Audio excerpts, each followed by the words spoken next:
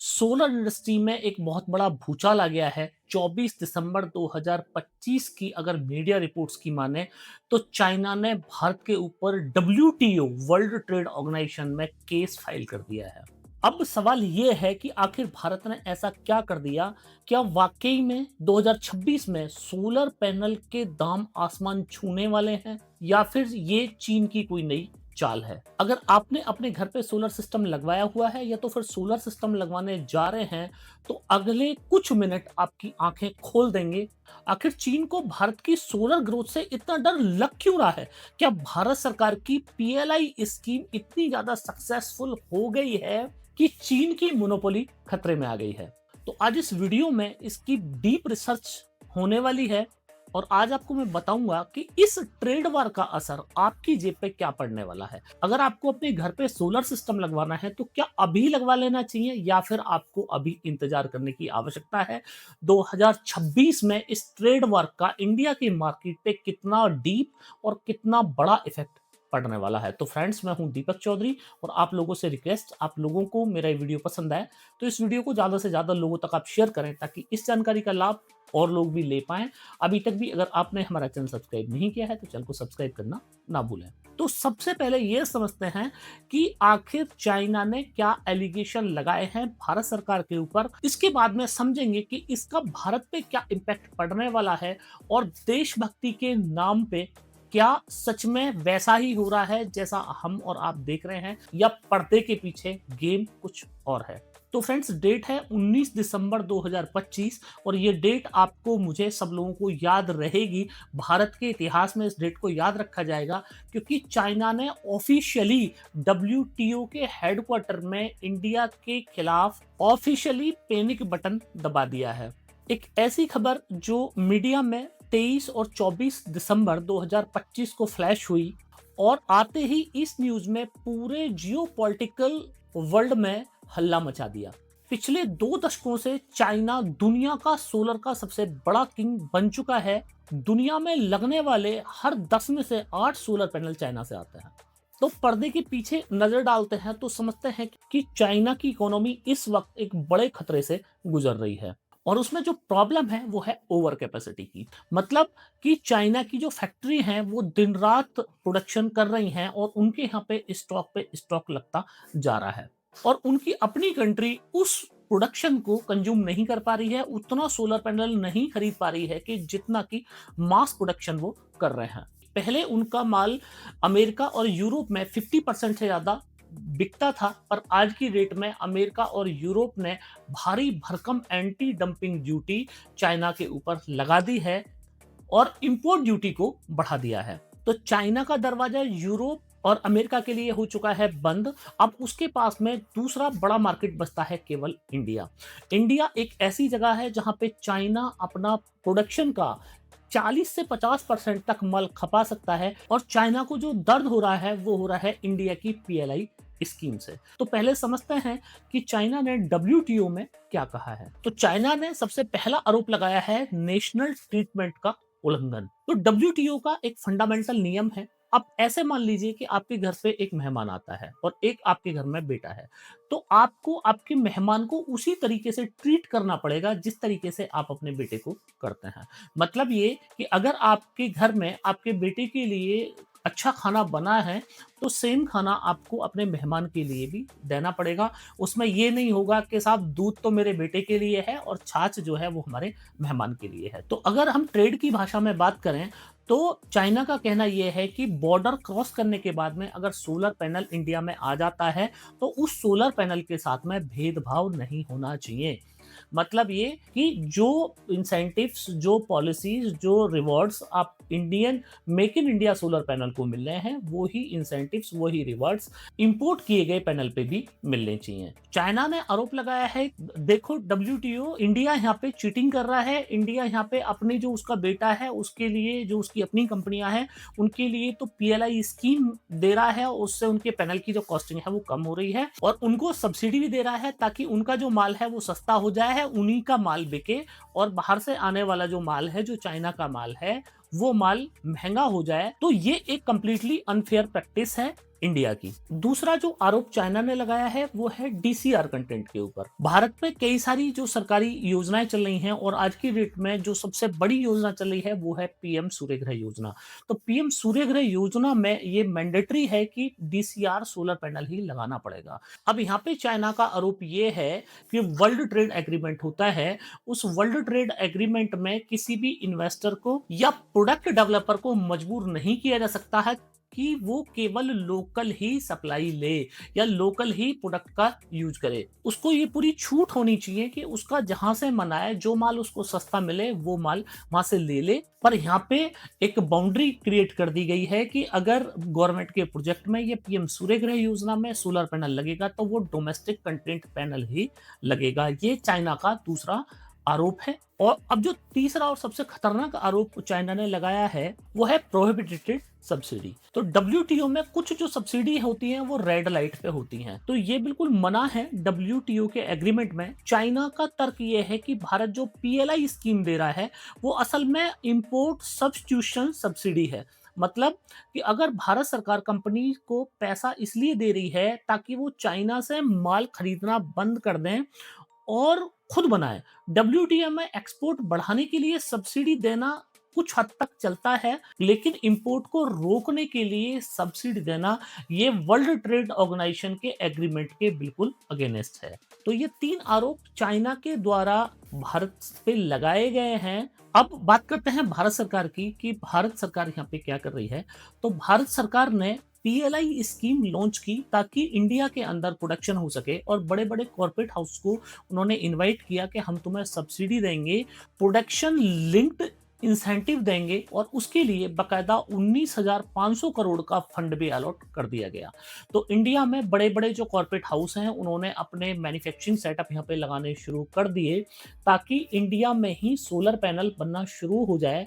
भारत सरकार की मंशा यहाँ पे बिल्कुल क्लियर है, स्पष्ट है, अपने देश में आत्मनिर्भरता को बढ़ावा देना है और उसके लिए सरकार जो बन पड़ रहा है वो सब कुछ कर रही है। पर कहानी का जो दूसरा पहलू है वो कुछ और ही है। तो जंग आपने छेड़ दी, ये बहुत अच्छा है। चाइना के साथ में आपने ट्रेड वॉर शुरू कर दिया, ये बहुत अच्छा है। इंडिया इंडिपेंडेंट बनाने जा रहे हैं, ये भी बहुत अच्छा है, कहीं कोई दिक्कत नहीं है। पर जंग लड़ने के लिए आपको गोला बारूद भी चाहिए, केवल बातों से जंग नहीं लड़ी जाती। और सोलर इंडस्ट्री का जो गोला बारूद है वो है पॉलीसिलिकॉन, क्योंकि सोलर पैनल हवा में नहीं बनते, बातों से नहीं बनते, उनको बनाने के लिए हमें रॉ मटेरियल चाहिए होता है और उसका एक पूरा प्रोसेस होता है। तो अब हम ये देखते हैं कि आखिर गोला बारूद किसके पास है। अगर पॉलीसिलिकॉन की बात करो तो 91% ये चाइना के पास है। अगर वेफर्स की बात करें, पॉलीसिलिकॉन के बाद में वेफर्स बनते हैं जिससे सोलर सेल बनता है, तो वेफर्स की अगर हम लोग बात करें तो 97% वेफर्स चाइना के पास हैं। अगर सेल की बात करें, जिस सेल को इंपोर्ट करके इंडिया में सोलर पैनल बनाया जाता है वो 80% चाइना के पास है। और अगर हम लोग फ्रेम की बात करें, जो फ्रेम सोलर पैनल के ऊपर लगता है, तो हाँ, वो 100% इंडिया के पास है। सच्चाई ये है कि हम लोग अगर आज की बात करें 2026 के ऑलमोस्ट हम शुरू में खड़े हैं और अगर हम ये देखें कि इंडिया में पॉलीसिलिकॉन बनाने की कितनी मैन्युफैक्चरिंग यूनिट्स हमारे पास हैं, कितना पॉलीसिलिकॉन हम लोग बना सकते हैं, इंडिया के अंदर कितना पॉलीसिलिकॉन बनता है, तो उसका आंसर है ऑलमोस्ट 0%। तो अब हम चाइना से लड़ने की बात तो कर रहे हैं, लेकिन हमारे बंदूक की गोली वो भी चाइना से ही आ रही है। हम क्या करते हैं, हम वेफर्स चाइना से खरीदते हैं, उससे यहाँ पे इंडिया में आके सेल बनाते हैं और फिर हम लोग बोलते हैं कि मेड इन इंडिया पैनल बन गया। जब तक हम रॉ मटेरियल पे कब्जा नहीं करेंगे तब तक हम चीन को नहीं हरा सकते। हम सिर्फ असेंबलिंग में नंबर 1 बन रहे हैं, मैन्युफैक्चरिंग में नंबर 1 नहीं है। और इस अधूरी तैयारी की कीमत कौन चुका रहा है? आम उपभोक्ता। अब मैं आपको वो गणित समझाता हूं जो आपके बैंक बैलेंस को जला रहा है। सरकार ने चाइना को रोकने के लिए एंटी डंपिंग ड्यूटी लगा दी, बहुत बढ़िया। Made in India DCR solar panel को प्रमोट किया जा रहा है, बहुत बढ़िया। लेकिन जो इंडियन मैन्युफैक्चरर्स हैं उन्होंने क्या किया? अब यहाँ पे समझने की बात यह है कि आज की डेट में जो सबसे हाईएस्ट टेक्नोलॉजी है वो है HJT या तो फिर टॉपकॉन पैनल। आज की डेट में सबसे हाई एंड पैनल माने जाते हैं। अब हाई एंड पैनल की अगर मार्केट में कॉस्ट की बात करें तो टॉपकॉन पैनल की कीमत आज की डेट में अगर नून डीसीआर की बात करें तो आपको 14 रुपए से करीब 16 रुपए पर वॉट तक मिल जाएगा, जिसके अंदर हाई इफिशिएंसी भी आपको मिल जाएगी और वारंटी भी मिल जाएगी। पर भारतीय डीसीआर पैनल की अगर हम लोग बात करें तो आपको 24 रुपए से लेकर 28 रुपए तक उसके लिए पे करना पड़ रहा है। तो अंतर देखिए, दुगना है भाई, सीधा दुगना। अगर मैं देशभक्त हूं तो इसका मतलब यह है कि मैं डबल कीमत चुकाऊं। मुझे 14 रुपए की चीज 28 रुपए में बेची जा रही है। कच्चा माल सस्ता है, इंडिया के अंदर लेबर सस्ती है, सरकार इंसेंटिव दे रही है, पीएलआई स्कीम का एडवांटेज दे रही है, उसके बाद भी सोलर पैनल की कीमतें दोगुनी। इंडिया में बनने वाले सोलर की पैनल दोगुनी और बाहर से जो पैनल आ रहा है वो उसकी कीमत आधी। तो फिर ये सेलेक्टेड मैन्युफैक्चरर्स क्या कर रहे हैं? कमेंट करके आप मेरे को जरूर बताइएगा। क्या हम चीन से सिर्फ इस बात के लिए लड़ रहे हैं कि हमारे देश के केवल कुछ चुनिंदा सेठ अपनी तिजोरियां भर सकें? तो ये एक कड़वा सच है जो एक बिजनेसमैन होने के नाते तो मेरे को नहीं बोलना चाहिए, पर एक इंडियन होने के नाते मैं चुप नहीं रह सकता। अब सब्सिडी का लॉलीपॉप दिखा के 14 रुपए की चीज 28 रुपए में बेची जा रही है, तो फिर आप ये बताओ कि सब्सिडी आखिर किसको मिली? ग्राहक को मिली या फिर उस कंपनी को मिली जिस कंपनी ने वो मैन्युफैक्चरिंग किया है? चीन सिर्फ सस्ता ही माल नहीं बेच रहा है, वो टेक्नोलॉजी में भी खेल रहा है। आज जब दुनिया एचजीटी और टैंडम सेल्स 30% एफिशिएंसी की बात कर रही है, तो हमारे यहाँ पे डीसीआर के नाम पे आज भी वही पुराना पी टाइप पैनल बेचा जा रहा है, वही टेक्नोलॉजी खपाई जा रही है, क्योंकि पुरानी मशीनों का पैसा भी तो निकालना है। तो अगर हमें सच्चा आत्मनिर्भर बनना है तो हमें जुगाड़ से नहीं, क्वालिटी से लड़ना होगा। तो हमें ऐसे सोलर पैनल अपने इंडिया में बनाने होंगे जो चीन से सस्ते हों और बिजली भी ज्यादा बनाएं। सिर्फ बैन करके या फिर इंपोर्ट ड्यूटी बढ़ा के हम किसी ट्रेड वॉर को नहीं जीत सकते हैं। तो एक आम भारतीय क्या करे? क्या चीन का सामान खरीदे या फिर अपनी ही कंपनी के द्वारा 14 रुपए की चीज 28 रुपए में खरीदता रहे? क्या करना है? तो मेरा आज सरकार और बड़ी कंपनियों से सिर्फ एक ही सवाल है, हमें पॉलीसिलिकॉन की फैक्ट्री इंडिया में चाहिए। पॉलीसिलिकॉन की फैक्ट्री इंडिया में क्यों नहीं लगा रहे हो? पॉलीसिलिकॉन की फैक्ट्री आप लगाओ, रॉ मटेरियल इंडिया में बनेगा तो सस्ता होगा। आज वेफर्स, चाइना से वेफर्स आप खरीद के ला रहे हो और उस पे वेफर्स को लाके यहाँ पे सेल बना के उस पे मेड इन इंडिया का लोगो लगा के, और अगर हम लोग ये सोच रहे हैं कि हम चाइना जंग जीत जाएंगे, जिस दिन हम रेत से सोलर पैनल बनाने लग जाएंगे उस दिन यही डीसीआर पैनल 14 रुपए वॉट से 12 रुपए वॉट रह जाएगा और उस दिन चाइना की बोलती सच में बंद हो जाएगी और हम उसको ओपनली चैलेंज कर सकते हैं कि भाई आ जाओ, अब तुम में दम है, तुम्हारे प्रोडक्ट में दम है, तुम्हारा रेट अच्छा है तो तुम बेच लो, और हमारा रेट अच्छा है, हमारे प्रोडक्ट में दम है तो हम बेच लेंगे। और केवल इंडिया की ही क्यों बात करें, पूरा वर्ल्ड एक ओपन मार्केट है, पूरे वर्ल्ड में हम लोग खेलें। जहां जहां चाइना आज माल दे रहा है वहां पे इंडिया भी तो माल दे सकता है। पर बात यह है कि इस तरह की जो स्कीम्स हैं उनका एडवांटेज केवल कुछ बड़े सेठों द्वारा ही लिया जा रहा है, और कहने वालों का कहना यह भी है कि ये स्कीम बनती ही कुछ बड़े सेठों के लिए है। तो फ्रेंड्स, मेरी इस वीडियो को आप इतना ज़्यादा शेयर कीजिएगा कि मेरी ये आवाज़ उन लोगों तक भी ज़रूर पहुँचे जो लोग पॉलिसीज़ बनाते हैं, और उन सेठों के कानों तक भी पहुँचे कि आखिर रियल इंडिपेंडेंस की तरफ वो रियल अपना कदम क्यों नहीं बढ़ा रहे हैं। अब फ्रेंड्स, यहाँ पे सॉल्यूशन आ जाता है कि क्या आपको सोलर पैनल आज की डेट में खरीदना चाहिए या फिर इंतजार करना चाहिए, और इस डब्ल्यूटीओ में ये जो केस फाइल हुआ है इसका रिजल्ट क्या होगा। तो फ्रेंड्स, डब्ल्यूटीओ में ये जो केस फाइल हुआ है इस केस पे बहस चलेगी, और ये बहस अभी लंबी चल सकती है। पर दिक्कत यहाँ पे ये है कि चाइना चूंकि केवल एक तरफ से ही अटैक नहीं कर रहा है, अब चाइना ने जैसे ही ये डब्ल्यूटीओ फाइल किया है वैसे ही अपनी जो रॉ मटेरियल्स हैं जो इंडिया में वो सप्लाई कर रहा है उनकी कॉस्ट भी बढ़ा दी है, क्योंकि चाइना ये समझ रहा है कि जब हम रॉ मटेरियल ही नहीं देंगे तो अल्टीमेटली इंडिया को झुकना ही झुकना पड़ेगा। तो ये ट्रेड वॉर आखिर लंबी चल सकती है। डब्ल्यूटीओ में इसका रिजल्ट कुछ भी हो, एक सच्चे इंडियन होने के नाते हमारी ये जिम्मेदारी है कि हम अपने आंख नाक खोल के रखें।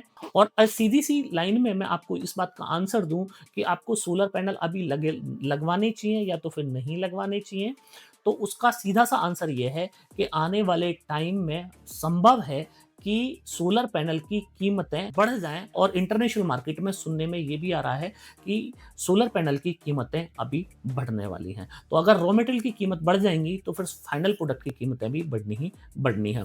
तो अगर आपने सोलर पैनल अभी तक नहीं लगवाया है तो आप बिना इंतज़ार किए अपने घर पे सोलर सिस्टम लगवा सकते हैं।